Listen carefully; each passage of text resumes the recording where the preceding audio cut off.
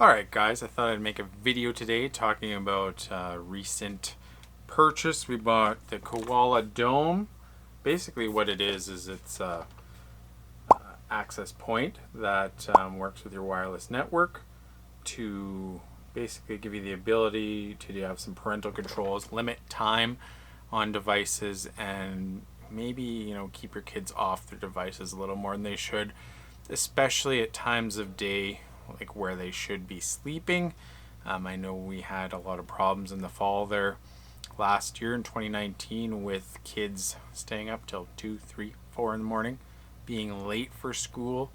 And we thought that this Koala Dome there would be kind of our salvation of sorts and give us the opportunity to put the power back in our hands to kind of coax our kids into, engaging in responsible behaviors. So I thought I'd throw this video together today just to show you what this is about, how it works. I'll show you actually on the computer there how it works interface wise, and tell you my thoughts on it. So we'll start today's video right now.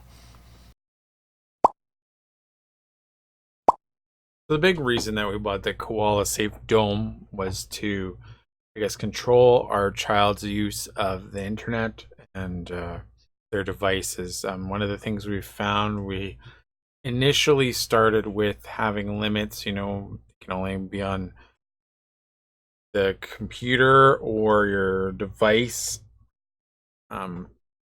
during the weekends, not during the week. But as kids got older, that became more of a problem to enforce. One of the big challenges is that they use them for school as well. So quite often we'd end up in an argument where our child would say, "Hey, I need my device for school," but it would fall under the restriction of it not being able to be used during the week.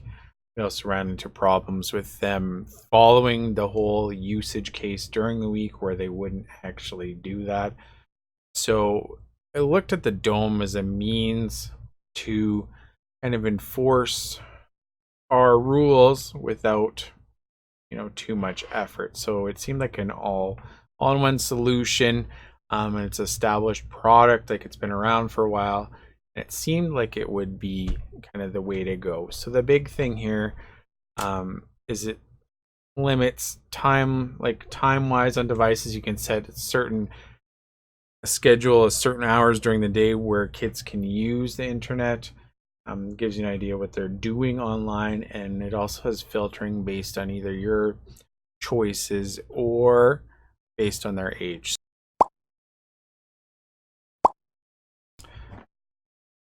Alright, so this is logged in on the app. It's a similar experience that you get on your phone.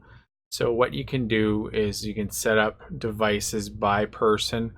So I'll use myself here, for example. I'm a parent, so I have an account that's hooked up to my computer, which is what I'm using right now. And in my case, it's on parent mode, so there's no filtering, there's no time limits. Basically, I can use the internet like a regular person. The thing here, though, is you don't get any usage reports because it is on parent mode. There's no point in keeping track if we're not filtering anything, right? So let's close this so we're not. So that doesn't capture any data. But if we move over, I'm going to use, I don't know, we can pick a kid here. We'll use our teenager. So in his case, like all other kids, we have the schedule set that internet cuts off at 10 o'clock. If we want to see what kind of devices are used, so he's got a phone and a computer. And also usage wise, it gives you an idea as to what they're doing. So you can see quite often, for example, maybe your child's spending a lot of time watching YouTube, or maybe they're spending this tutorial. So for example, today 1 hour and 20 minutes on the internet, and he spent a good chunk of it playing games, some of it social media. You can say, oh hey, you used Snapchat for an hour today. Like it gives you an idea as to what your kids are actually doing online. Since it does go through this access point, it captures the data of where they go. It doesn't, drill down all the way to, for example, they watched a specific YouTube video or they, sent a picture to somebody on Snapchat. Like, it's not that granular, but it does give you an idea where they're spending their time, and potentially if there's any problems. The one thing, so like, it gives you, I guess, an idea. The thing you can do too, if, for example, you're just having a bad day with your kids, they're not doing their chores, they're not doing anything they're supposed to, or fighting all the time, you can always just turn the internet right off. There's a big red button, shuts it off on the whole network, no matter what schedule, no matter what rules are set up. That way, everybody's on the same level playing field, no internet, period. So that's nice too, without having to unplug everything physically, without having to fart around. In a lot of cases, your modem might not be in a good spot to access, so this way you can just do it on your own. The beauty too of this account-based system is that you can log in from anywhere. So whether you're at work, on the beach, not at home, you can log in and give your children more time on the internet, or change your schedule depending on your needs. So it's nice that you can remotely manage, I guess, their access to the internet without having to actually be there. It's worked handy for us in a few occasions where we've been out and the kids want to watch a little more Netflix or homework a little later, that we can, do that for them. If you look at the Koala Safe, right in the back here, there's a power, I'll focus on there, power plug, two Ethernet ports for networking, wired networking, specifically limiting your kids. There's a LAN port, so this, or a port where you plug it actually right into your router, or either your router or your modem, either way.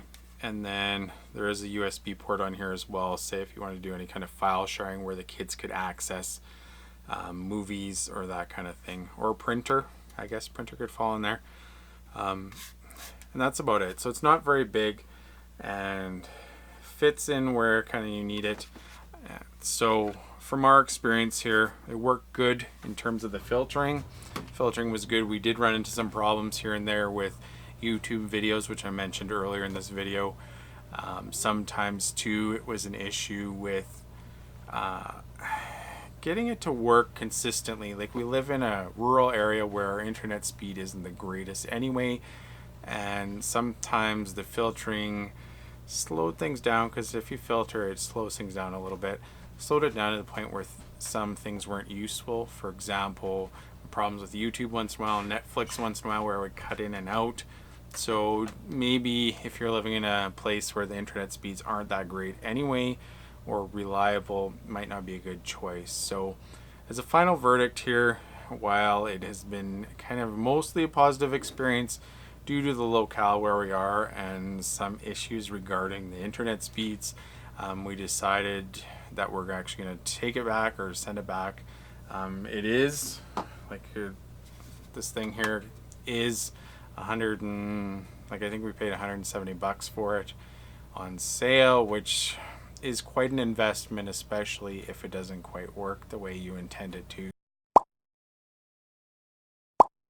If you're looking for an all-in-one solution where you can filter, basically protect your kids from seeing things they shouldn't, limit their time in terms of how much they're online, and have an idea or see some usage reports in terms of where they're actually spending their time while using their devices, phones and computers, then the Koala Dome is a good choice for you. If not, it works, but there are other products on the market. So with this, let me know below if you've ever tried using any of these kind of parental filtering devices, and your success with them. If you have any questions, comments, leave them below, and let us know what you think and how you're managing your children with technology and the internet, or if you're even doing it at all. So thank you for watching today, and we will catch you in the next video.